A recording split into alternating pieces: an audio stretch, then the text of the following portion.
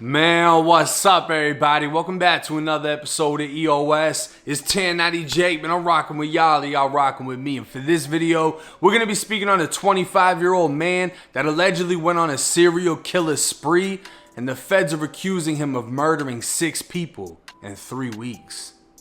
Friday, November 5th, 2021, agents within the FBI's Violent Crimes Task Force boarded a train in Kansas City on the way to St. Louis. They conducted surveillance on a man as he sat, oblivious to the operation set against him. But he may have sensed something as he exited the train at the first stop in Independence, Missouri, 8 stops away from his destination. He'd exit the train only to board a bus when agents made their move. With multiple rounds of deadly force ready to be applied, federal agents were able to take the man into custody without resistance, and a pat-down search would produce a .40 caliber Smith & Wesson pistol. The suspected serial killer was now under arrest and identified as Perez Reed, a 25-year-old. In the days that followed, press conferences would reveal the string of violence and death that followed Perez like a shadow. September 12, 2021, it was just after 9 p.m. as a man stood at a bus stop in St. Louis County. He never saw it coming. He just heard the deafening gunshots as bullets pierced his back. A man had snuck up behind him at the bus stop, firing into his body multiple times. He was critical, but survived and left permanently disabled. Multiple .40 Smith & Wesson shell casings were found left at the scene. The very next day, at almost the very same time, it was 9:24 at night when St. Louis police responded to a ShotSpotter alert after 2 gunshots were detected. Arriving on scene, they'd find a 16-year-old runaway girl named Marnay Haynes, pronouncing her dead. She'd been shot in the arm and head, and 2 SIG-stamped .40 Smith & Wesson shell casings were found left at the scene. 3 days later, 10:23 at night, a woman was standing behind a home on Adelaide Ave in St. Louis when she was shot in the face. Police responded to the gas station down the street where they located the woman. She was conscious and breathing, but unable to tell police what had happened when an ambulance transported her to the hospital in stable condition. Responding officers followed a blood trail from the BP gas station down the street and through the back of the homes leading to the scene of the shooting. They'd find a single SIG-stamped .40 caliber Smith & Wesson shell casing. An hour and 23 minutes later, officers responded to a call for help roughly 11 blocks away. 49-year-old Pamela Abercrombie was fatally shot in the head and pronounced dead at the scene. A single SIG-stamped Smith & Wesson shell casing was found. September 19, 2021, it was just after noon when St. Louis police responded to a sudden death call. A 24-year-old lay dead in a vacant lot was identified as Carrie Ross. Further investigation revealed the night before, officers received a ShotSpotter alert for 2 gunshots, but a victim wasn't discovered at the time. Investigators determined Carrie was killed roughly just before midnight and lay dead for over 12 hours. September 26, 2021, Ferguson officers responded to a ShotSpotter alert at 7:15 in the morning on Barbados Lane. 40-year-old Lester Robinson's body was found dead with a gunshot to his head and hand. 2 .40 caliber shell casings were found at the scene. October 28, 2021, Perez took a train to Kansas City. An hour and a half later, it was 11 that night when surveillance cameras captured a man entering an apartment in the 900 block of Washington Boulevard. The apartment belonged to Damon Irvin, who held the door as the man entered. The man could be seen leaving 7 hours later, alone. The next day, at the same apartment building, 25-year-old Rudasia Farrow entered her apartment just before 7 p.m. with a man who presented a Missouri driver's license to security to enter the building. They were both captured on surveillance video, and a crescent moon tattoo could be seen on the forehead of the masked hooded man. He'd leave the apartment 17 minutes later alone. It was November 1st when officers would find 35-year-old Damon Irving dead in his apartment from gunshots. Family called officers for a welfare check after they were unable to make contact, and surveillance video from 4 days prior would show Damon holding the door for a man. That was the last time Damon was seen alive. The next day in the same apartment building, police would arrive after a call for a naked woman found in an apartment. 25-year-old Rhodesia was found with gunshot wounds to her head and upper back, and her phone and wallet missing from the apartment.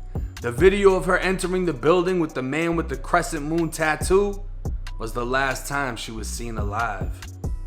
Investigators searched booking reports for inmates with a crescent moon forehead tattoo, discovering the mugshot of Perez Reed. Comparing it to the video, they'd now identified the man who was the last person seen with 2 homicide victims in the same building. After Perez was arrested, the .40 caliber pistol he'd been carrying went through a series of ballistic tests, matching the shell casings left at the scene of 6 murders and 2 non-fatal shootings. His cell phone records revealed that he'd been in contact with Rhodesia before her death, communicating with her roughly 652 times between October 5th and October 29th. Speaking with Perez in an interview room, he claimed he found the gun in Jennings, Missouri, taking it with him to Kansas City. He confirmed the phone number used to purchase the train ticket was his, confirming his communication with one of the victims. He further admitted to showing security his Missouri driver's license before entering Rhodesia's apartment, who he claimed he would buy drugs from. He'd also deny hurting anyone before the interview was terminated. Because he traveled to Kansas City, Kansas from St. Louis, Missouri after a string of murders, with the weapon matching the shell casings from the murders, and was seen entering an apartment an hour and a half after stepping off the train, it's believed the same weapon was used in the death of Devin and Rhodesia because of the limited time Perez had to find a gun after arriving in Kansas City, and because he was found possessing the same weapon connected to Missouri.